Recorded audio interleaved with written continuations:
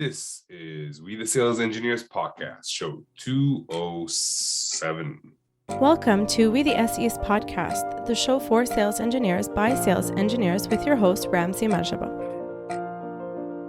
What's up, SE Nation, and welcome to another solo show. It's been a while, so I'm actually excited to talk about this because I have a major announcement, and you should stick to the end of this episode to hear about it.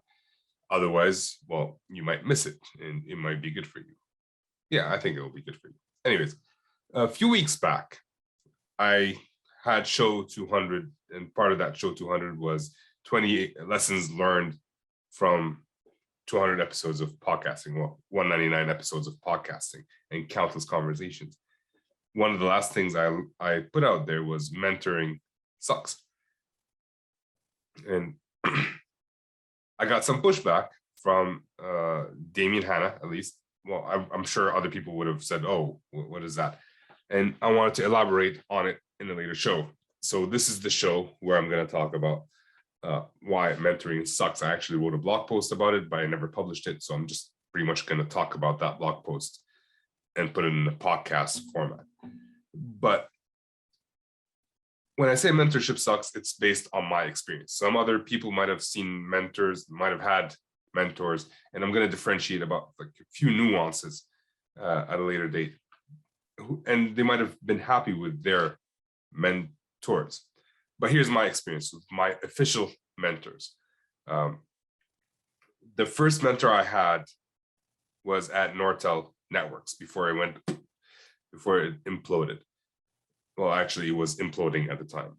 It imploded as soon as I left. I'm not taking credit, or am I?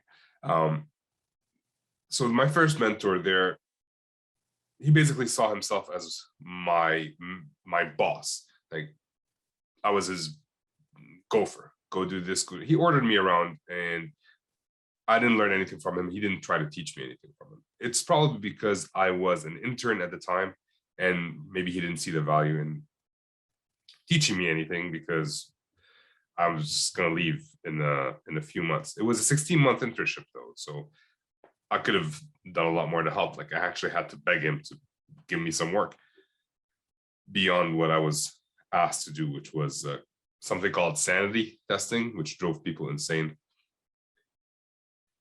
But I didn't learn anything from it.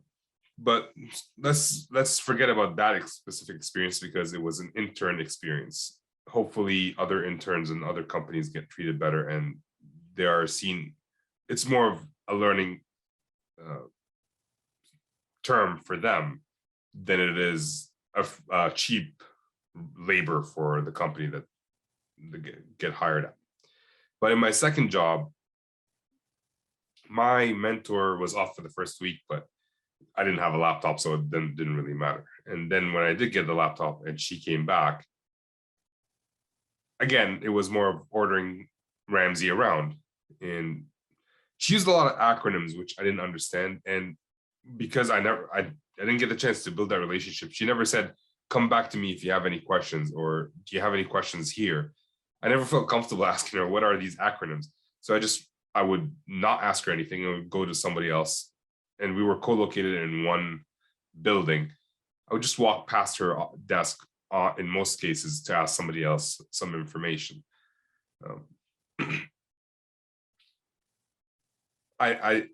Again, she was not a mentor. She was not even there. I didn't feel comfortable going to her for questions. So, and that's my second assigned mentor. My third assigned mentor is my first SE mentor. That was part of my first job as a sales engineer. And he was in a different country. It was the US, so it was close, but he still had to fly through customs and do all the fancy stuff that people have to do to get in and out of Canada. He was good, I thought. He came up my first or second week.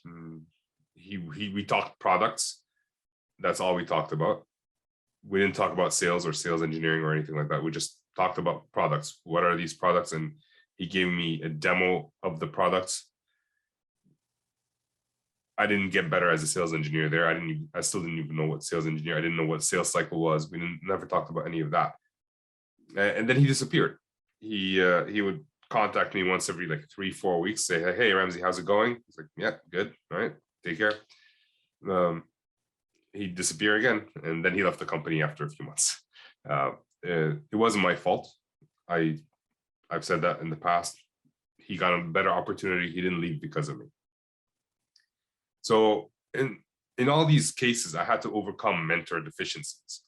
And I did that by finding unofficial mentors. Part of the same group, part of the same team, within the same company, but instead of going to person A, I would go to person B. And as a sales engineer, I didn't even limit myself to one. They were all far away. So it's not like I could just walk down the aisle and talk to somebody. It was more send an email, see if they respond, send a jabber message, which I try not to use messaging systems a lot, mainly because it's distracting as a sales engineer. The closest SE to me was 4 hours away, and he was out of Toronto, but the guy was a mess. Like, he didn't last very long on the job. So I didn't settle for one mentor. I went to a lot of different people, but most of the questions were product questions. Like, hey, customers asking if we support this, where can I find that information? Or, hey, I'm trying to configure this on this device and it's taking time. I need to do a demo tomorrow. Can someone jump in and help me configure stuff? But yeah, so I got more than one mentor. I didn't settle. I used them all. And that's why I say, use them all, I say. And that's what I wrote down. I thought it was funny. Learn from all of them and problem solved. Or is it? And I've told this story before, so if you've heard it again, maybe skip a few seconds forward. But my first year and a half as a sales engineer, I was hitting my quota. I was killing it, I thought. So my first year, I hit my quota. The second year, I was blowing my quota out of the water. Keep in mind that we were the first sales team in Canada, like in my territory in Canada. So the quota was fairly low, just to make sure that we hit it, and they want to make sure that we stay. So I was doing well, I thought, and then a year and a half into my career, the VP of sales came up to Canada. Since he was coming up to Canada, we kind of put 5 meetings together, and the product manager was coming up to Canada for a specific product line. So we just did the same presentation 5 times, and he did the first few, then my sales guy did one, and then I did one. And in the last one, when I was presenting, my customer stopped me. It's like, I don't care about anything you're talking about. I care about those. And I didn't have anything prepared for those. I don't have any additional information to provide you other than what we had provided to this customer. So basically it sucked. And he took me into his office and said, Ramsey, you didn't do any discovery. At which point I asked, like, what is discovery? I am familiar with spray and pray, and it's been kind of working. So I didn't like that. And I didn't like feeling like I was so out of touch with what I'm supposed to do. We were selling despite of me. Like, we were selling despite of the sales team, because my sales guy wasn't better. He was just doing the spray and pray too. So they were selling despite of the sales team. We were selling despite of us, not because of us. Customers needed stuff, so they bought. We didn't solve any customers' problems. We were order takers at that point. So I reached out to my mentors again at the company, not the assigned one because he had left, but most of them were doing the same mistakes that I was.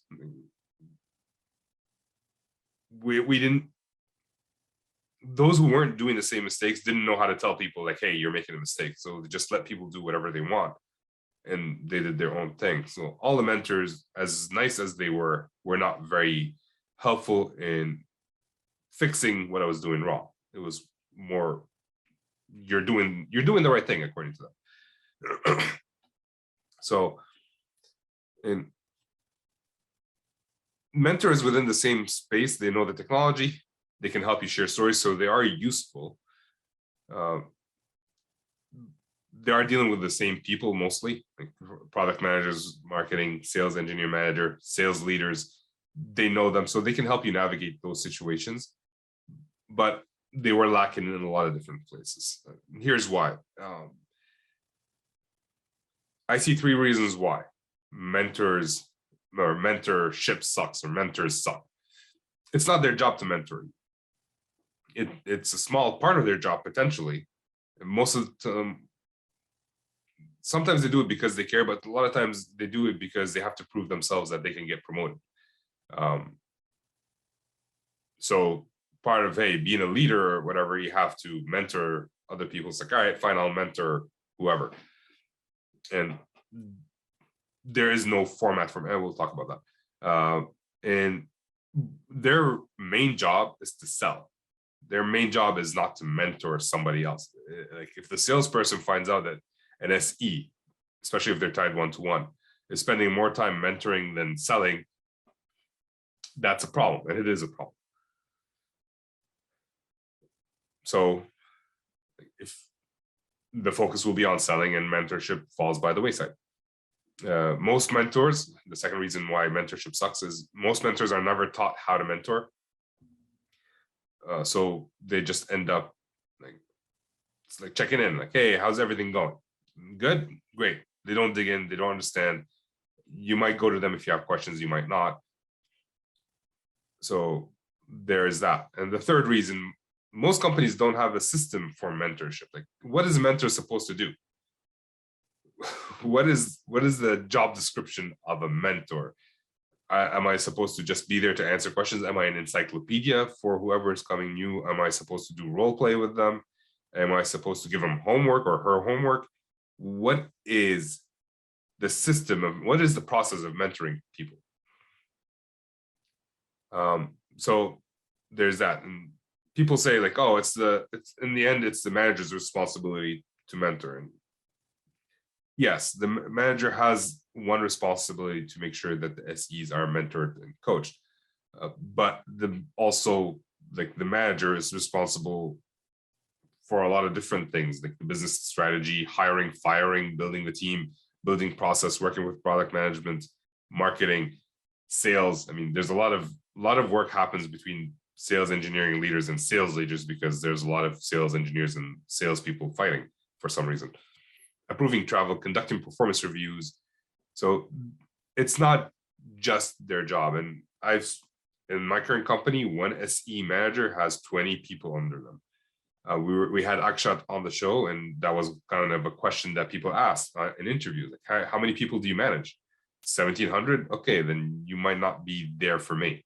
And if that's okay with you, that's okay with you. But if it's not, and you're looking for a little bit more personalized coaching, then that's not good. In my experience, I've only seen managers really coach SEs who are when SEs are on a like performance improvement plan, a PIP. And even then, when they're on a PIP, at that point, it might be too late. And it might be just easier for the sales engineer manager to invest in a new SE.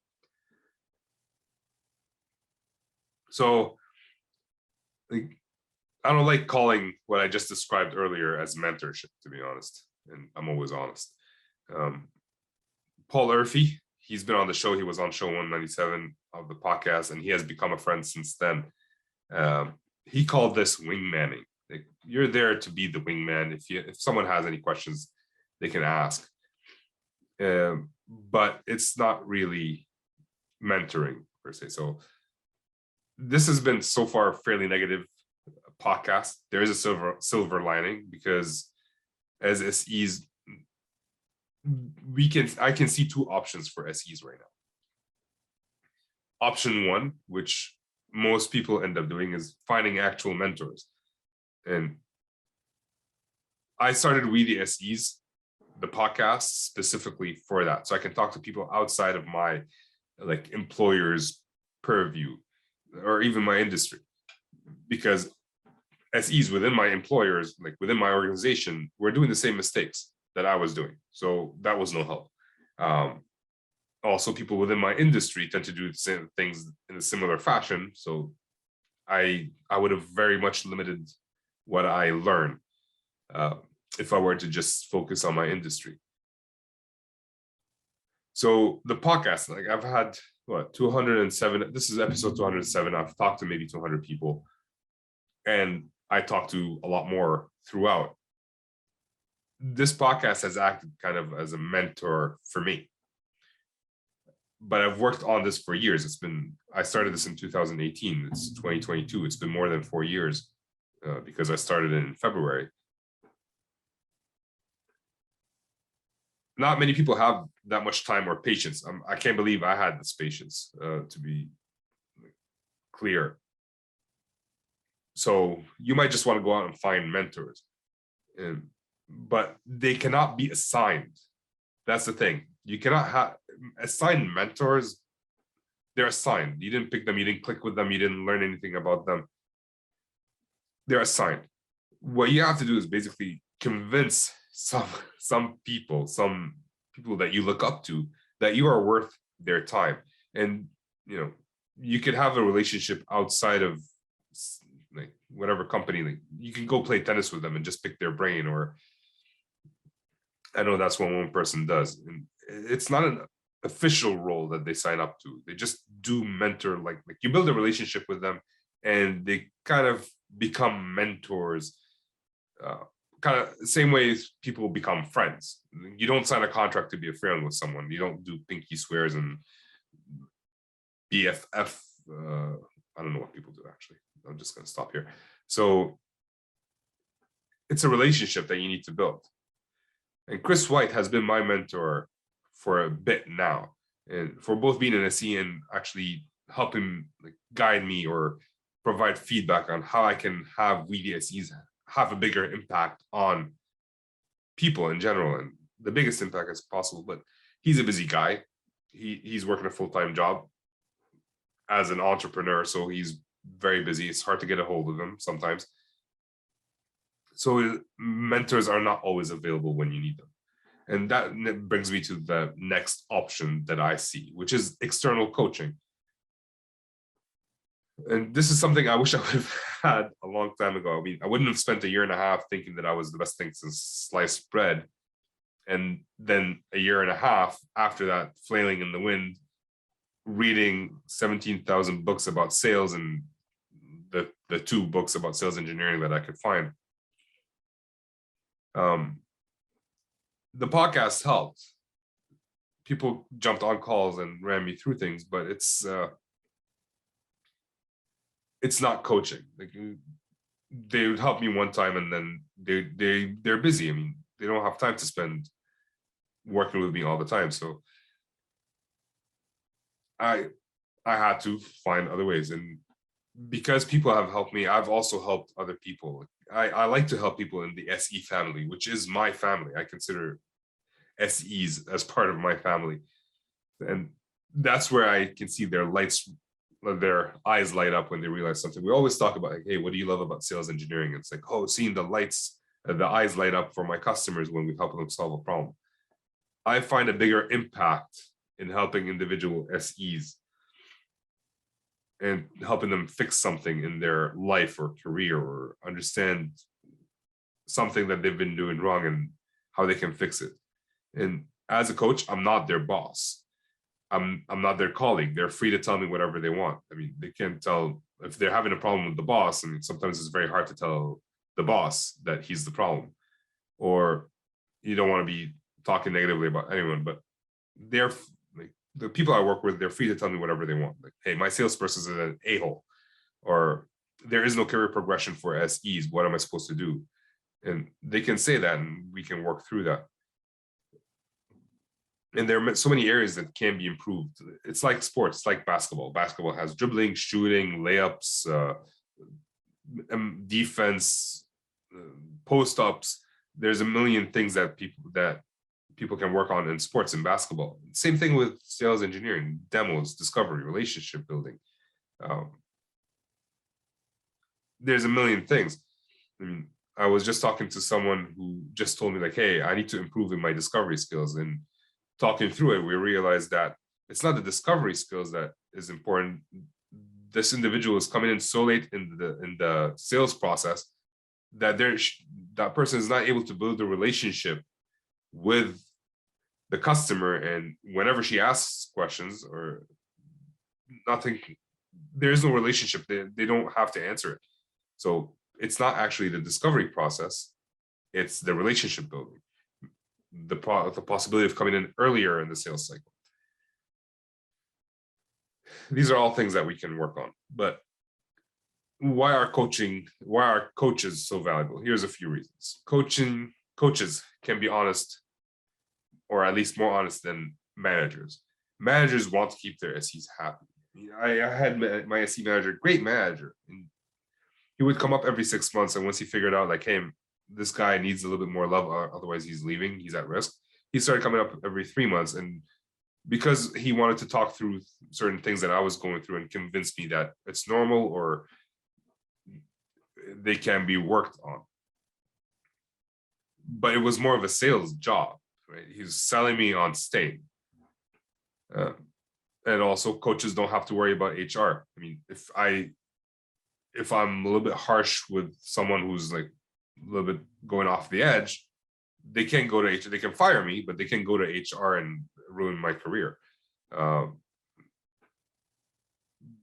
That's a big thing. I mean, coaches can be honest, and if it's a good coach, it wouldn't have to come to it, right?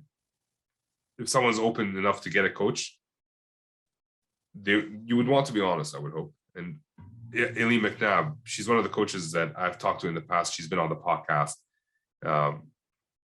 One of her clients was not confident in demos, and she was honest enough with them to tell them, like, it's not that your demos suck, it's just you don't know the product.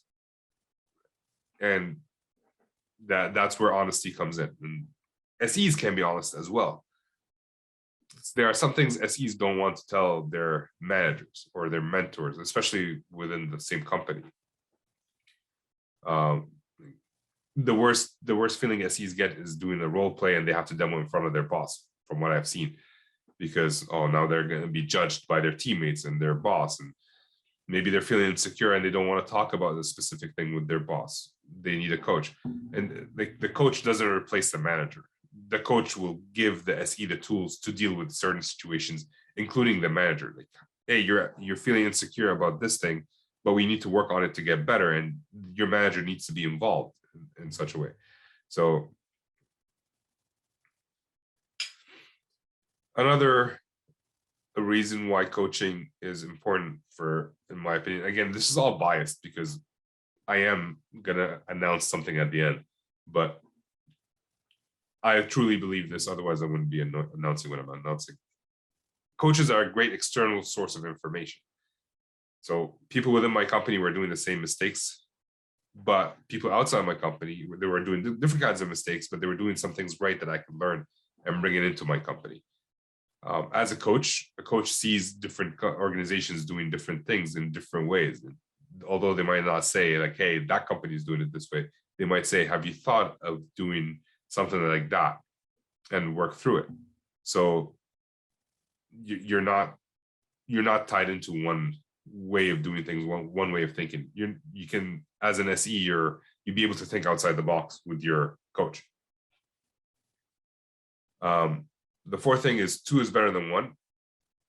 Coaches have assistant coaches in almost every sport. That's because 2 heads are better than 1.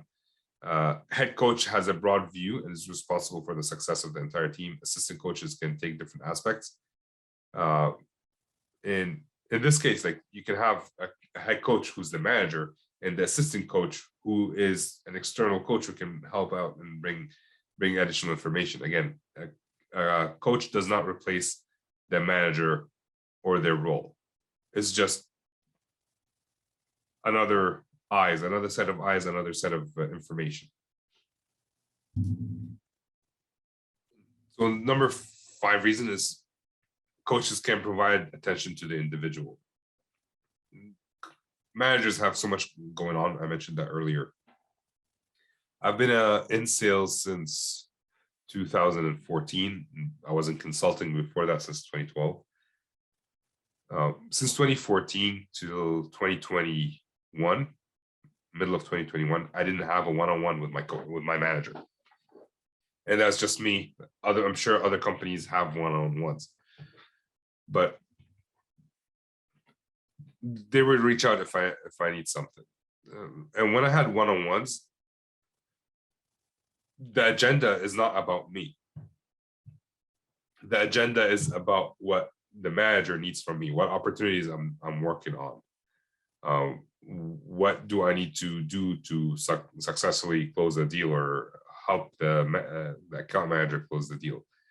It was all mostly about them. And I know a lot of great managers out there who ask the sales engineer to have their own agenda, but there's also some things that the manager wants from them. When you're talking to coaches, it's all about the individual. It's not about the coach. The coach doesn't have an agenda. Like, I don't need you to close a deal. I don't need you to go talk to a customer. What I need to do is help you achieve your goals. So that's a big difference. Also, you get focus time, practice time. If you're setting up a one-on-one call with your coach, whether it's to talk through things or to practice a demo, practice a discovery, practice relationship building, that's time set aside, which I find people find very hard to actually set time aside to work on themselves, to invest in themselves. It's almost about everybody else. I have a million emails coming in and I need to take care of my customers. But you need to set time aside for yourself, and this kind of forces you to do it. I mean, you can always cancel and renew, but it's not ideal. And you have an accountability partner sitting waiting for you on a Zoom call or a Teams call or whatever people use these days. And then the seventh reason why coaching is important is you get to increase your skill. You get to know what you're doing wrong, what you're doing right, and then you can practice doing things right. I wrote a blog or a post about perfect practice versus the deliberate practice, or something like that. I'm not for perfect practice. Perfect practice assumes that we've already know how to do something, but anyways, that's a different topic.